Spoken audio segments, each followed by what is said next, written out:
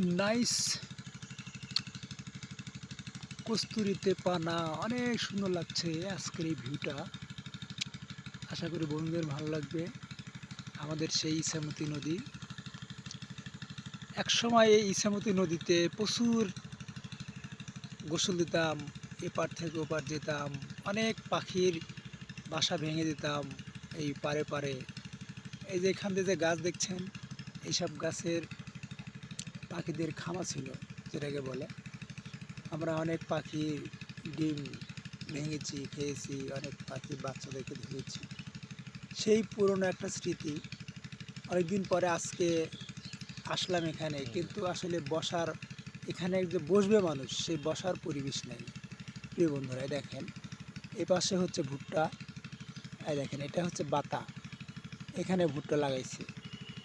প্রত্যেকটা জায়গাতে ভুট্টা, এমন একটা পরিবেশ। এই জন্য প্রাকৃতিকভাবে অনেক জিনিসগুলো হারিয়ে যাচ্ছে আমাদের মাছ থেকে। আজকের এই ইছামতি নদী আর সেই ইছামতি নদী নাই। তো বিকালের টাইমটা এখানে অনেকটা ভালো লাগার মতো একটা সুন্দর জায়গা, কিন্তু এখন আর এখানে বসার মতো পরিবেশ নাই প্রিয় বন্ধুরা। তো অনেকদিন পরে আসলাম, তাই ইচ্ছা হলো যে একটি ভিডিও করি। এই যে আমাদের ইছামতি নদীর উপরে ব্রিজ, এই দেখেন ইছামতি নদীর নাম, কিন্তু এখানে কোনো পানি নাই। তো নিচে যতটুকু আছে শুধু গরুর গা ধুয়ে দেওয়া যায়, আর হয়তো কিছু মাছ টুকটাক বড়শিতে ধরে, মাঝে মাঝে মাঝিরে জাল ফেলায়। তো বর্তমান হচ্ছে এই অবস্থা।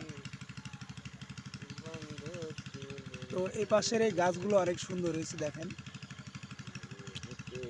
আকাশ বরাবর লম্বা হয়েছে, অনেক সুন্দর হয়েছে। সূর্য মামা মেঘের নিচে তলিয়ে গেছে। তো নাইস ভিডিও, আশা করি বন্ধুদের পছন্দ হবে। তো ইনশাল্লাহ সবাই ভালো থাকবেন।